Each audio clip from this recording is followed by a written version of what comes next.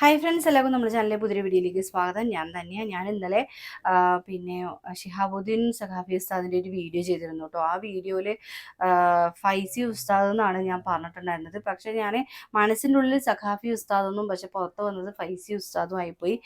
Edit ചെയ്യുമ്പോഴും എനിക്ക് അത് മാറ്റണം എന്നുള്ള മൈൻഡ് വന്നതുമില്ല. അതെന്താണെന്ന് എനിക്കറിയില്ല. പിന്നീടാണ് ഈ വീഡിയോ കണ്ട എല്ലാ ആളുകളും പറഞ്ഞിരുന്നു അത് ഫൈസി എന്നല്ല സഖാഫി എന്നാണ് എന്നുള്ളത്.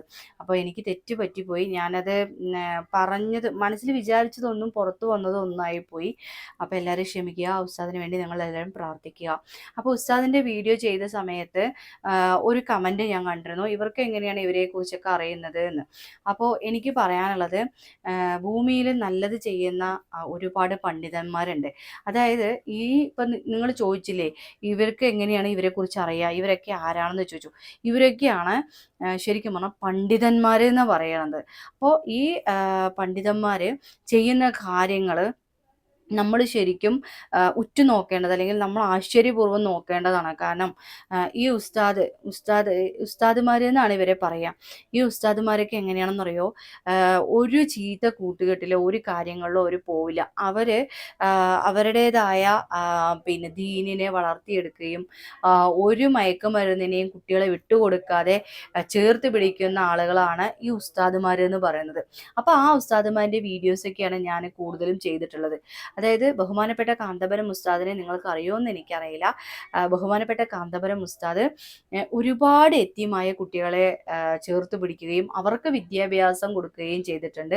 അവർ ഇന്ന് വലിയ നിലയിൽ, അതായത് അഡ്വക്കേറ്റ്, ഡോക്ടർ, അങ്ങനെയുള്ള ഏറ്റവും കൂടുതൽ അഡ്വക്കേറ്റ് ആയിട്ടുള്ള കുട്ടികളെയാണ് വാർത്തെടുത്തിരിക്കുന്നത്.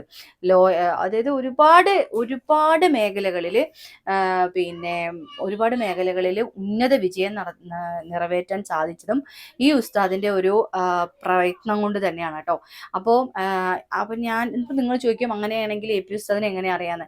അങ്ങനെ ഒരുപാട് ചോദ്യങ്ങൾ വരും. അപ്പോൾ ഞാൻ ചുരുക്കി പറയുന്നത്, ഞാൻ 8ാം ക്ലാസ് മുതലാണ് ഉസ്താദിനെ കുറിച്ച് അറിയാനും സംസാരിക്കാനൊക്കെ തുടങ്ങിയത്. അന്ന് സോഷ്യൽ മീഡിയ ഇല്ല. അപ്പോൾ 2-3 വർഷങ്ങൾക്ക് മുന്നേ ഉസ്താദിനെ വയ്യ എന്നും ഉസ്താദ് കുറച്ച് ക്രിട്ടിക്കൽ സ്റ്റേജിലാണ്, ഹോസ്പിറ്റലിലാണ്, എല്ലാവരും പ്രാർത്ഥിക്കണമെന്നുമായിരുന്നു ഞാൻ വീഡിയോയിൽ ന്യൂസിലൊക്കെ കണ്ടത്. അപ്പോൾ എനിക്ക് ഭയങ്കര വിഷമം തോന്നി. അതായത് നന്നായിരിക്കുന്ന സമയത്ത് നമ്മൾ ഒരിക്കലും ഒരാളെയും ഓർക്കില്ല. പക്ഷേ അവരുടെ ഒരു കഷ്ടകാലം വരുന്ന സമയത്ത് നമ്മൾ അവരെ ചേർത്ത് പിടിക്കുകയാണെങ്കിൽ അതിനുള്ള കൂലി എനിക്ക് ദൈവം തരും എന്നുള്ളൊരു വിശ്വാസമായിരുന്നു എനിക്കുണ്ടായിരുന്നത്. ഇപ്പോൾ ഞാൻ ചേർത്ത് പിടിക്കേണ്ട ആവശ്യമൊന്നുമില്ല കേട്ടോ. എത്രയോ മഹത്തായ ഒരു വ്യക്തിയാണ് അദ്ദേഹം. ഞാനൊക്കെ എത്രയോ താഴെത്തട്ടിലുള്ള ആളാണ്. എന്നിട്ടും ഞാനും എൻ്റെ അച്ഛനും അമ്മയൊക്കെ കൂടെ ചേർന്നിട്ട് ഉസ്താദിനെ കാണാൻ പോയിട്ടുണ്ടായിരുന്നു. അപ്പോൾ അതിൻ്റെയൊക്കെ വിശേഷങ്ങളും കാര്യങ്ങളൊക്കെ ഞാൻ വീഡിയോ ചെയ്തിട്ടുണ്ട്. അപ്പോൾ ഈ ചോദിച്ചതിനുള്ള മറുപടിയാണ്, അവരൊക്കെ പണ്ഡിതന്മാരാണ്. ഒരാളെയും വർഗീയതയില്ലാത്ത ഒരു സമൂഹം, ആ സമൂഹത്തിനെ കുറിച്ച് സംസാരിക്കാൻ എനിക്ക് ഭയങ്കര ഇഷ്ടമാണ്. അവരെക്കുറിച്ച് നമ്മൾ പറയുമ്പോൾ ഒരുപാട് നല്ല കാര്യങ്ങൾ നമുക്ക് പറയാനുണ്ടാവും, ഒരുപാട് നമുക്ക് സംസാരിക്കാനുണ്ടാവും. അപ്പോൾ ഇപ്പം ഇന്നലെ ഷിഹാബുദ്ദീൻ സഖാഫി ഉസ്താദ് മരിച്ചിരുന്നു. ഒരു അപകട മരണമായിരുന്നു. വെറും 45 വയസ്സ് മാത്രം പ്രായം ഉണ്ടായിരുന്നു ഉസ്താദിന്. പെട്ടെന്നൊരു അപകടത്തിൽ ആ ഉസ്താദിനെ ദൈവം വിളിച്ചു. നല്ലവരായ ആളുകളെയൊക്കെ ദൈവം പെട്ടെന്ന് വിളിച്ചു കൊണ്ടുപോകും. ദുഷ്ടരായ ആളുകളെയൊക്കെ നീണാൽ വാഴ്ത്തുകയാണ്. അപ്പോൾ ഞാൻ ആ കുട്ടിക്ക് അവർ ചോദിച്ചതിനുള്ള ഉത്തരമാണ് ഇപ്പം ഞാൻ തന്നത്. പിന്നെ ഒരാൾ പറഞ്ഞു, മുസ്ലിം പ്രീണനമാണ് ഇവൾക്ക് മുസ്ലിമായ ആളുകളുടെ വീഡിയോ ചെയ്യുന്നതെന്ന് പറഞ്ഞു. സഹോദര, നിങ്ങളുടെ പേരൊരു മുസ്ലിം പേരാണ്, പക്ഷേ നിങ്ങൾ വെറും മുസ്ലിം നാമധാരിയാണ്. അങ്ങനെ കൃത്യമായ മുസ്ലിമായ ഒരു വ്യക്തിയാണെങ്കിൽ ഇങ്ങനെ ഒരിക്കലും പറയില്ല. കാരണം എന്താണെന്ന് വെച്ച് കഴിഞ്ഞാൽ, ഖുർആൻ എന്ന് പറയുന്ന ആ ഒരു പരിശുദ്ധമാക്കപ്പെട്ട ആ ഒരു ഗ്രന്ഥം, ആ ഒരു പരിശുദ്ധ ഖുർആൻ ഉണ്ടല്ലോ, അത് എല്ലാവർക്കും വായിക്കാം. എല്ലാവർക്കും അറിയുകയാണെങ്കിൽ എല്ലാവർക്കും വായിക്കാമെന്നാണ്. ഇപ്പോൾ ഞാൻ അൽഫാത്തിഹിയും അതുപോലെ ഖുൽഹു അല്ലാഹു എന്നൊക്കെ ഞാൻ ആ ഒരു ആയത്ത് ഞാൻ ഓതിയിട്ടുണ്ടായിരുന്നു. ഇപ്പോഴും ഞാൻ പഠിക്കണം 110ാമത്തെ ആയത്ത്, അൽ അൽ അൽ നസ അല്ലേ, അൽ നസ. അത് ഞാനിപ്പോൾ പഠിച്ചുകൊണ്ടിരിക്കുകയാണ്. അൽ നസ എന്ന് പറഞ്ഞാൽ ആ 110ാമത്തെ ആ ഒരു ആയത്ത് ഞാൻ പഠിച്ചുകൊണ്ടിരിക്കുക. ബിഹ്മദി റബ്ബിക ഫസ്ബിർ ഇന്നഹു കാന തവ്വാബ. അതെനിക്ക് കിട്ടുന്നില്ല. ഞാനത് ഇങ്ങനെ എന്താ പറയുക, ഡെയിലി നമ്മളത് കേട്ടുകൊണ്ടിരിക്കുകയാണ്. അപ്പോൾ നമ്മളത് സ്വൈത്തമാക്കണം എന്ന് ആഗ്രഹമുണ്ടെങ്കിൽ നമ്മൾ സ്വൈത്തമാക്കും. പിന്നെ ഞാൻ എൻ്റെ വീടിൻ്റെ ഈ ചുമരുകൾക്കുള്ളിൽ നിന്നുകൊണ്ടാണ് വീഡിയോ ചെയ്യുന്നത്.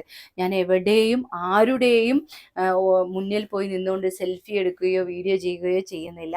എന്നെ പിന്നെ ക്ഷണിക്കുമ്പോൾ, എന്നെ പ്രത്യേക ക്ഷണം കിട്ടുന്നവിടെ മാത്രമേ ഞാൻ പോയിട്ടുള്ളൂ. അതുപോലെ പെർമിഷൻ ഇല്ലാതെ ഒരു പള്ളിയിൽ ഞാൻ കയറിയിട്ടില്ല. പെർമിഷൻ ഇല്ലാതെ ഒരു വീഡിയോയും ഞാൻ ചെയ്യുന്നുമില്ല. അപ്പോൾ ഇതെല്ലാം ഇപ്പം ഞാൻ ഇടുന്ന വീഡിയോസൊക്കെ സമൂഹത്തിൽ ഉള്ള വീഡിയോസ് തന്നെയാണ്, സമൂഹത്തിൽ നടക്കുന്ന കാര്യങ്ങൾ തന്നെയാണ് ഞാൻ സോഷ്യൽ മീഡിയയിലൂടെ നിങ്ങളുടെ മുന്നിലേക്ക് എത്തിക്കുന്നതും.